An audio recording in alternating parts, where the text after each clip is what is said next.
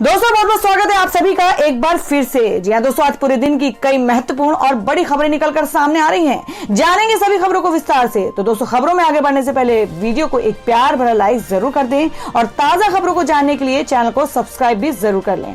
तो देखते हैं पहली बड़ी खबर क्या निकल कर आ रही है। दोस्तों, आज की पहली बड़ी खबर निकल कर आ रही जो कि किसान आंदोलन को लेकर है, जिसमें नरेश टिकैत की चेतावनी। कहा हमने तो खूंटे गाड़ दिए हैं, अब तो लड़ेंगे और जीतेंगे भी। जी हां, आपको बता दें कि तीनों कृषि कानूनों को वापस कराने के लिए देश भर के किसान अपनी मांगों को लेकर दिल्ली के बॉर्डरों पर डटे हुए हैं। गाजीपुर बॉर्डर पर कृषि कानूनों को वापस कराने की मांग को लेकर अड़े किसान नेता राकेश टिकैत के समर्थन में अब देश भर के किसान और तेजी से जुड़ने लगे हैं। आपको बता दें कि भारतीय किसान यूनियन के अध्यक्ष नरेश टिकैत ने ट्वीट के जरिए केंद्र सरकार को चेतावनी दी है कि अब तो लड़ेंगे भी और जीतेंगे भी। जी आपको बता दें कि नरेश टिकैत ने यह भी कहा है कि आज बागपत में किसानों का बड़ा हुजूम महापंचायत में उतरेगा। वहां की आवाज दिल्ली में बैठी गूंगी बहरी सरकार के कानों में भी सुनाई देगी। किसान नेता नरेश टिकैत ने कहा कि किसान आंदोलन खत्म कराने के सरकारों के सभी षड्यंत्र नाकाम हो चुके हैं। अब हर किसान ने इसे अपनी लड़ाई बना लिया है। मांगे मानने तक अब कोई किसान पीछे हटने वाला नहीं है। नरेश टिकैत ने यह भी कहा कि भाजपा विधायक नंदकिशोर गुर्जर ने राकेश टिकैत पर भद्दे अपशब्दों का प्रयोग किया था और उनको मारने की धमकी भी दी थी। उन्होंने कहा कि विधायक के इस बयान के बाद अब नाराज गुर्जर महासभा ने महापंचायत बुलाकर विधायक का गांव में घुसने पर प्रतिबंध लगा दिया है। नरेश टिकैत ने अपनी भाषा में यह भी कहा है कि हमने तो खूंटे गाड़ दिए हैं, लेकिन आपके उखड़ने लग गए, समय रहते समझ जाएं। टिकैत ने कहा कि हर रोज हजारों लोगों की महापंचायत हो रही है। किसान आंदोलन को लेकर किसान बहुत गुस्से में है, लेकिन सरकार अपनी जिद पर अड़ी हुई है। उसको अपनी जिद छोड़नी चाहिए। किसानों से लड़ना सरकार का काम नहीं है। किसानों का मुकाबला आज तक कोई नहीं कर पाया है, इसलिए बातचीत से मामला सुलझा लिया जाए तो अच्छा ही है। और दोस्तों, मैं अगली खबर में आपको बता दें जिसमें शरद पवार ने कृषि कानूनों पर जताई चिंता। कहा एमएसपी पर होगा प्रतिकूल प्रभाव, मंडी प्रणाली भी होगी कमजोर। जी हां, आपको बता दें कि केंद्र के 3 नए कृषि कानून पर चिंता प्रकट करते हुए एनसीपी प्रमुख शरद पवार ने शनिवार को कहा कि यह कानून न्यूनतम समर्थन मूल्य एमएसपी पर प्रतिकूल प्रभाव डालेगा और मंडी प्रणाली को कमजोर कर देंगे। पवार ने कहा कि वे प्रधानमंत्री नरेंद्र मोदी के साथ सर्वदलीय बैठक में डिजिटल माध्यम से शामिल हुए। बैठक में संसद के बजट सत्र के लिए प्रस्तावित एजेंडा से जुड़े विषयों, किसान आंदोलन, महिला आरक्षण विधेयक और अन्य महत्वपूर्ण विषयों पर चर्चा हुई। राष्ट्रवादी कांग्रेस पार्टी एनसीपी प्रमुख ने कहा कि नए कानून एमएसपी पर फसल खरीद करने के ढांचे को प्रतिकूल रूप से प्रभावित करेंगे, जिससे मंडी प्रणाली कमजोर हो जाएगी। उन्होंने एमएसपी को सुनिश्चित करने और इस व्यवस्था को कहीं अधिक मजबूत करने की जरूरत पर जोर दिया। पवार ने ट्वीट किया, सुधार एक सतत प्रक्रिया है। एपीएमसी या मंडी प्रणाली में सुधारों के खिलाफ कोई भी व्यक्ति दलील नहीं देगा, लेकिन इस पर एक सकारात्मक बहस का यह मतलब नहीं है कि यह प्रणाली को कमजोर या नष्ट करने के लिए है। और दोस्तों, मैं अगली खबर निकल कर आ रही जिसमें आपको बता दें कि 7 फरवरी को पीएम मोदी जाएंगे पश्चिम बंगाल, राज्य को देंगे 5,000 करोड़ रुपए की सौगात। जी हां, बात कर रहे हैं पश्चिम बंगाल में इसी साल मई माह में विधानसभा चुनाव होने हैं। इसे लेकर वहां राजनीतिक सरगर्मी तेज है। इसी को लेकर प्रधानमंत्री नरेंद्र मोदी 7 फरवरी को पश्चिम बंगाल के हल्दिया जा रहे हैं। इस दौरान वहां 3 परियोजनाओं का उद्घाटन होगा। इन परियोजनाओं के शिलान्यास के बाद प्रधानमंत्री एक बड़ी जनसभा को भी संबोधित करेंगे। बंगाल के तमाम भाजपा कार्यकर्ता पीएम मोदी की इस जनसभा की तैयारियों में जुटे हैं। हल्दिया में प्रधानमंत्री जिन परियोजनाओं का उद्घाटन करेंगे उनकी लागत करीब 5,000 करोड़ रुपए बताई जा रही है। यह कार्यक्रम भले ही सरकारी हो, लेकिन उनकी इस यात्रा से बंगाल बीजेपी कार्यकर्ताओं को बल मिलेगा। इस कार्यक्रम में केंद्रीय पेट्रोलियम मंत्री धर्मेंद्र प्रधान भी शिरकत करेंगे। मुख्यमंत्री ममता बनर्जी के भी शामिल होने की संभावना है। आपको बता दें कि हाल ही में नेताजी सुभाष चंद्र बोस की जयंती पर उन्होंने कोलकाता में एक कार्यक्रम को संबोधित किया था। इससे पहले केंद्रीय गृह मंत्री अमित शाह ने वीडियो कॉन्फ्रेंसिंग के जरिए हावड़ा में रैली को संबोधित किया। उन्होंने ममता सरकार पर जमकर हमला बोला। वहीं जब शाह वीडियो कॉन्फ्रेंसिंग के जरिए इस रैली को संबोधित कर रहे थे, तब केंद्रीय मंत्री स्मृति ईरानी मंच पर मौजूद थी। स्मृति ईरानी ने जनसभा को संबोधित करते हुए कहा कि कोई भी देशभक्त टीएमसी में नहीं रह सकता, क्योंकि ममता जय श्री राम नारे का अपमान करती हैं। आपको बता दें कि भारतीय जनता पार्टी पश्चिम बंगाल का ये चुनाव बड़े ही आक्रामक तरीके से लड़ रही है। केंद्रीय गृह मंत्री अमित शाह और बीजेपी के राष्ट्रीय अध्यक्ष जेपी नड्डा लगातार बंगाल का दौरा कर रहे हैं। इतना ही नहीं, पार्टी ने अपने कई केंद्रीय मंत्री और कद्दावर नेताओं को मिशन बंगाल में झोंक दिया है। वहीं टीएमसी का दावा है कि बीजेपी इस चुनाव में 2.5 अंक से अधिक के आंकड़े को पार नहीं कर पाएगी। और दोस्तों में अगली खबर में आपको बता दें, जिसमें अपनी नई किताब में बोले हामिद अंसारी, कहा तानाशाही, राष्ट्रवाद और बहुसंख्यकवाद ने 2019 के लोकसभा चुनाव में निभाई बड़ी भूमिका। आपको बता दें, मोदी पर भी उठाए गंभीर सवाल। जी हम बात कर रहे हैं कि हाल ही में भारत के पूर्व उपराष्ट्रपति हामिद अंसारी की आत्मकथा by many a happy accident release हुई है। इस किताब में हामिद अंसारी ने कई ऐसे दावे किए हैं जिस पर भयंकर विवाद मच सकता है। हामिद अंसारी ने कहा है कि 2019 के लोकसभा चुनाव में तानाशाही, राष्ट्रवाद और बहुसंख्यकवाद ने बड़ी भूमिका निभाई है। साथ ही इस किताब में हामिद अंसारी ने प्रधानमंत्री मोदी पर कई गंभीर सवाल भी उठाए हैं। पूर्व उपराष्ट्रपति हामिद अंसारी ने अपनी किताब में लिखा है कि 2019 के चुनाव में लोकलुभावनवाद को सफलता मिली। साथ ही उन्होंने ये भी लिखा कि विगत लोकसभा के चुनाव में तानाशाही, राष्ट्रवाद और बहुसंख्यकवाद ने भी जीत दिलाने में अहम भूमिका अदा की। हामिद अंसारी ने अपनी किताब में कहा कि हालांकि बीते कुछ सालों में राष्ट्रवाद और बहुसंख्यकवाद के प्रारूप में कमी देखने को मिली है, लेकिन असंतोष को दबाने की घटना काफी बढ़ी है। हालांकि इसके अलावा इस किताब में और भी काफी बातें लिखी हैं। इस किताब में गोधरा दंगे का भी जिक्र किया गया है। किताब के अनुसार एक बार पीएम मोदी तब के उपराष्ट्रपति हामिद अंसारी से मिलने गए थे।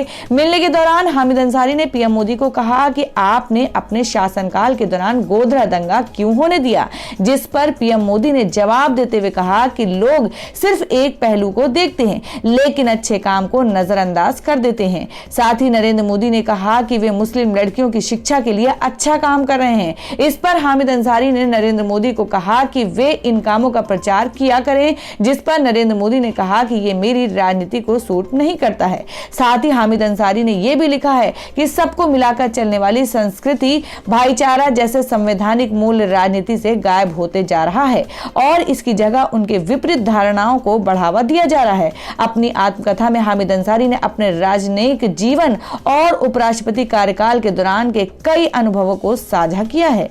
और दोस्तों में अगली बड़ी खबर एबीपी सी वोटर सर्वे के हवाले से आ रही है, जिसमें सर्वे के अनुसार 29% ने माना कोरोना काल में मिली केंद्र से मदद पर 66% का इनकार। जाने बजट पर पोल में क्या है जनता की राय।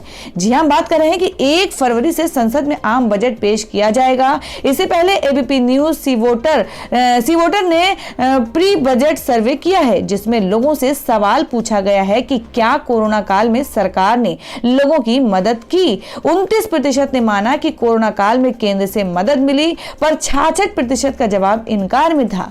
सर्वे में लोगों से मुफ्त कोरोना वैक्सीन को लेकर भी सवाल किया गया। लोगों से पूछा गया कि क्या सरकार बजट में इस बात का ऐलान कर सकती है कि लोगों को मुफ्त में कोरोना वैक्सीन दी जाए। इस पर 73.1% लोगों ने हाँ में जवाब दिया है और 22.4% लोगों ने कहा है कि सरकार को इस बजट में कोरोना वैक्सीन को मुफ्त में प्रत्येक नागरिक को दिया जाने का ऐलान नहीं करना चाहिए। दवाओं को सस्ता करने के सवाल पर 91% लोगों ने हाँ में जवाब दिया। 4 का जवाब नहीं था तो 4% बोले वे इस बारे में कुछ नहीं कह सकते। हेल्थ इंश्योरेंस पर टैक्स सीमा छूट बढ़ाए जाने के सवाल पर 67% लोगों ने कहा कि सरकार को यह कदम उठाना चाहिए। 22% का जवाब नहीं में था तो 11% बोले कि वो कुछ नहीं कह सकते।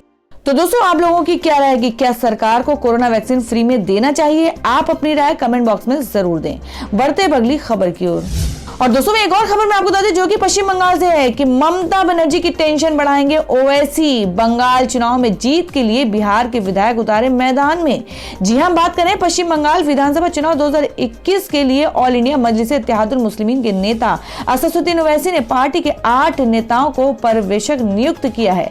AIMIM की ओर से जिन नेताओं को जिम्मेदारी दी गई है उनमें तेलंगाना के नामपल्ली से विधायक जफर हुसैन मिराज और विधान परिषद सदस्य मिर्जा रियाज उल हसन हसन एफेंदी को कोलकाता और दक्षिण बंगाल की जिम्मेदारी सौंपी गई है। मुर्शिदाबाद, बीरभूम और नदिया के लिए बिहार के अमौर से विधायक अख्तरुल ईमान, बिहार के AIMIM youth president Adil Hussain को परिप्रेक्षक नियुक्त किया गया है।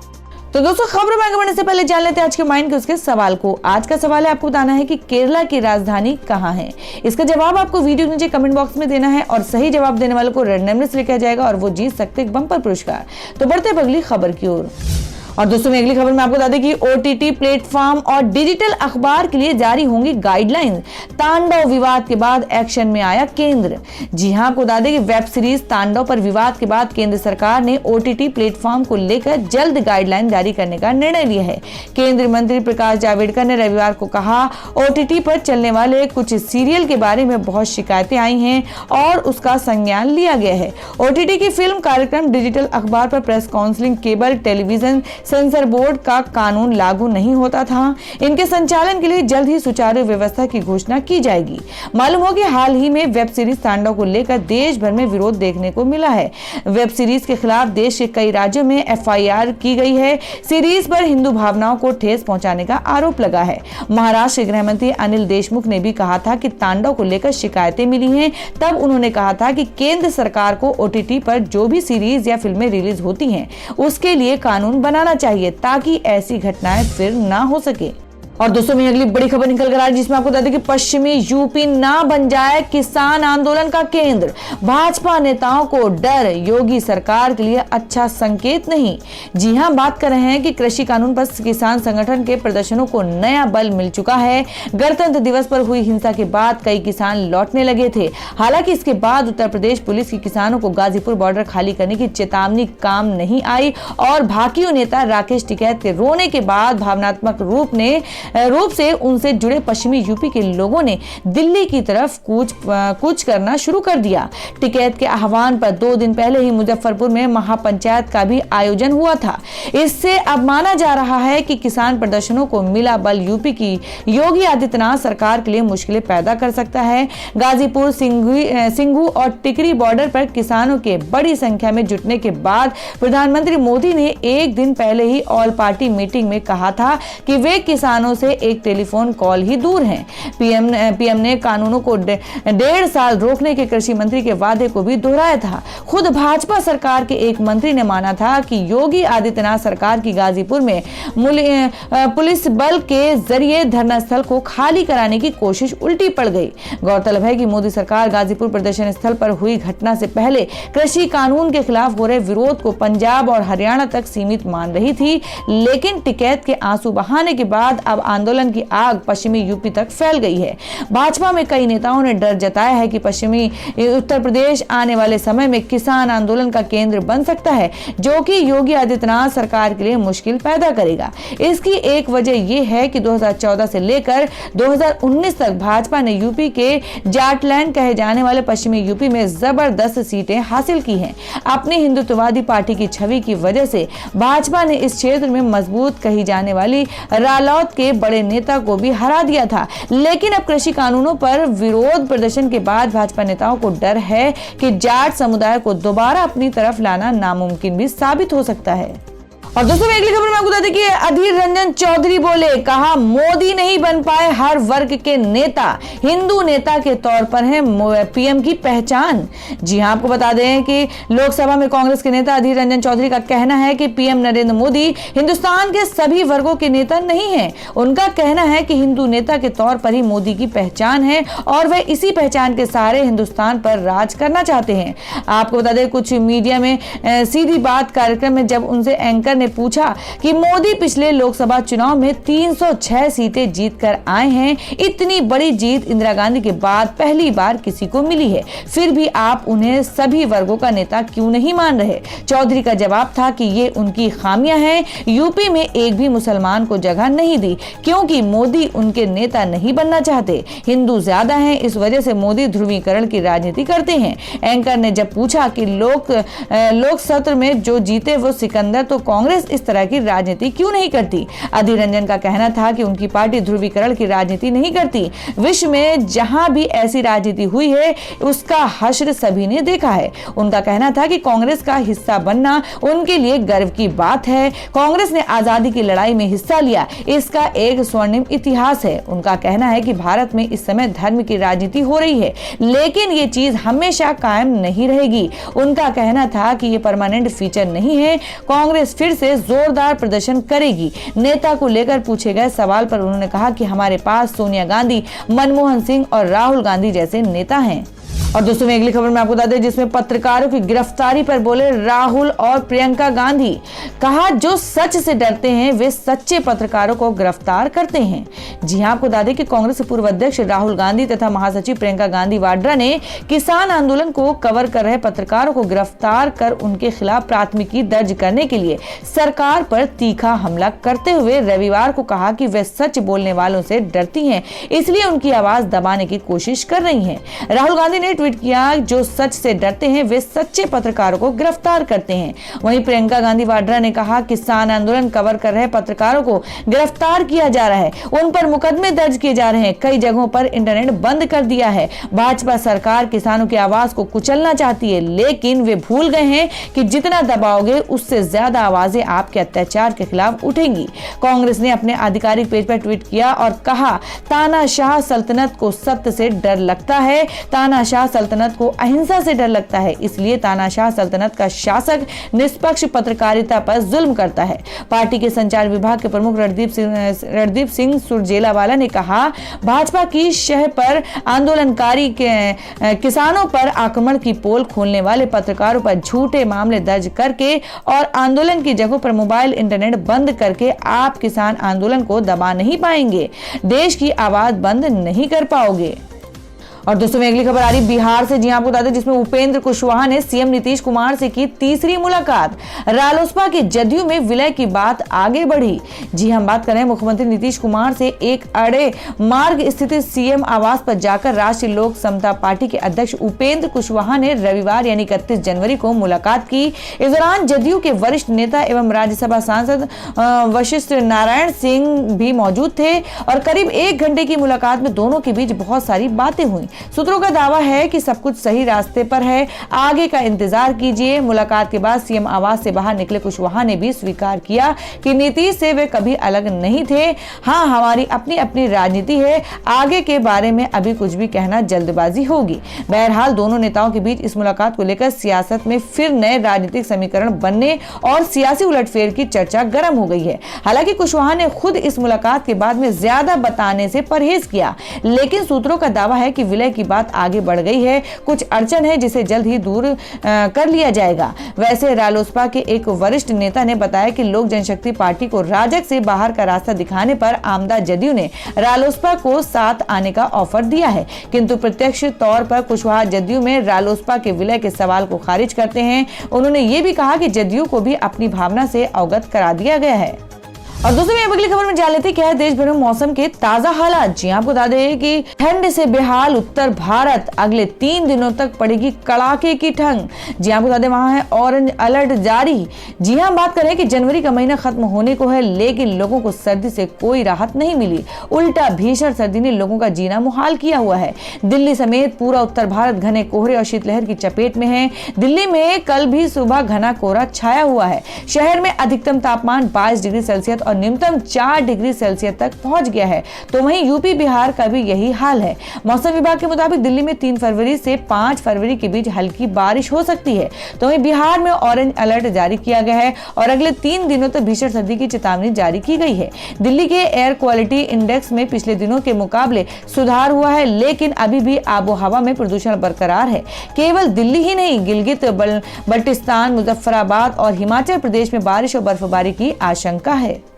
तो दोस्तों ये थी अब तक की सभी बड़ी खबरों की अपडेट्स। टुडे ब्रेकिंग न्यूज और लेटेस्ट खबरों को देखने के लिए हमारे चैनल को सब्सक्राइब जरूर कर लें, वीडियो को लाइक और शेयर भी जरूर कर दें अपने दोस्तों और रिलेटिव्स के साथ। तो दोस्तों फिर मिलेंगे काम की खबरों और सरकारी योजनाओं की एक और नई वीडियो के साथ। तब तक के लिए धन्यवाद दोस्तों।